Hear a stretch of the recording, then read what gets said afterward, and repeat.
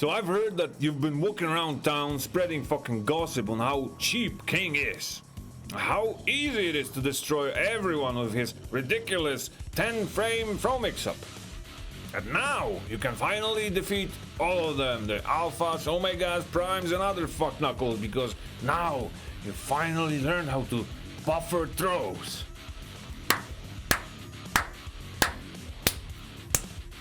Stop! And let me explain why. Buffering throws might work out well in your local kindergarten tournament, or if you play versus your pissed drunk dad. But if you just keep throwing every time you have a slight frame advantage, you won't only lose the most opportunities to start an offense, but you will also get fucked for it. So, what's the problem? You might ask. Here's a couple examples. So let's start with the basics. A jab. +1 on block, right? Perfect place to buffer a throw. No, it is not. +1 means nothing in this case. If you just spam grabs after jabbing them on block, your opponent has several options to avoid them. First of all, they can sidestep. They can sidestep all your throws if you just spam them after a jab. So you might say, oh, but I have homing moves. I have down forward 2, I have down forward 3. Yeah, that would be right. Well, still it is possible to sidestep right and block the down forward 2 or down forward 3 and still avoid the throws with the same timing, but that doesn't matter because they can actually backdash all your throws except for giant swing.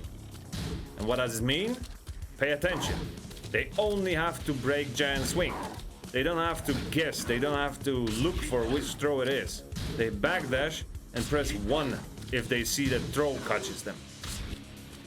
Same goes for 1-2 jabs. They can sidestep all your throws. They can also backdash all your throws except for giant swing. And take note, I'm talking about range 0 jabs.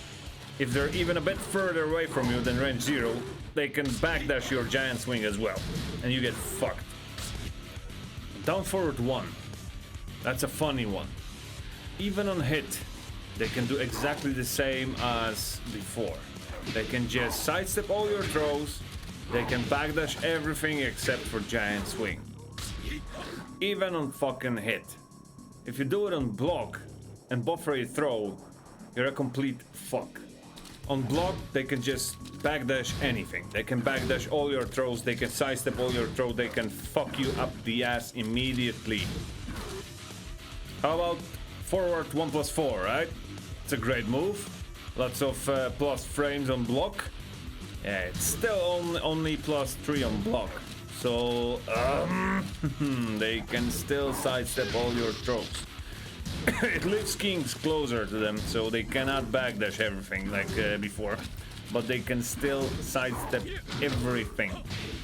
It's more risky, right? They have to sidestep. You can hit them with down forward 2, down forward 3, whatever. But buffering throws is not the best option there.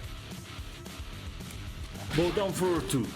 If you hit them with down forward 2, they can still backdash your throws. They can still backdash everything except for giant swing. So they have to press 1 to break whatever they get caught by a throw. No mix up there. It is more difficult to backdash that, but still it is possible. If you're not playing with your grandpa in your fucking basement, you might run into opponents who will actually backdash it. Surprisingly, down forward 2 and blocked is a good option for you to buffer your throw after.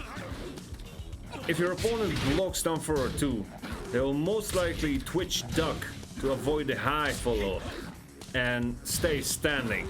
That's where you actually can throw them.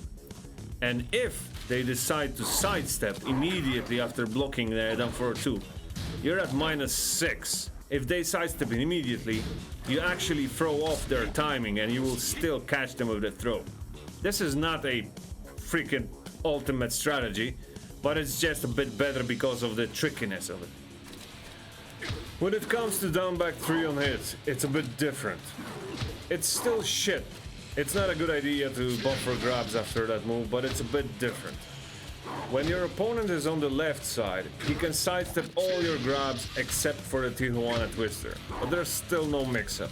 It says if he's a knowledgeable one, he will know he has to only break 2. He only has to break Tijuana Twister, nothing else.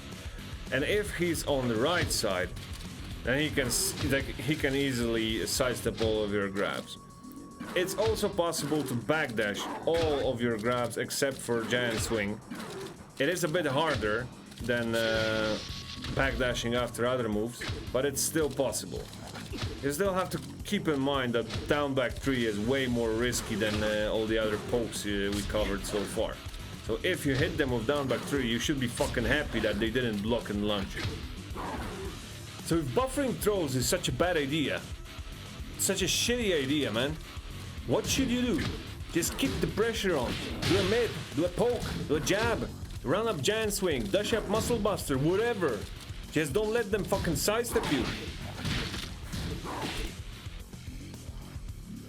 You need to understand that King's throws are not his strongest weapon. They are just a supplement for his lack of good lows. And that's what makes King a unique character. Lows are better in some cases, but throws are better than others, right? You cannot easily sidestep most of the lows, but you can sidestep throws. Throws take a lot of damage, lows usually don't. It's a fair trade, so you need to understand that. If you want to see more King stuff, visit my Twitch stream where I fail to follow my own advice and get fucking angry because of that. Link is in the description of this video.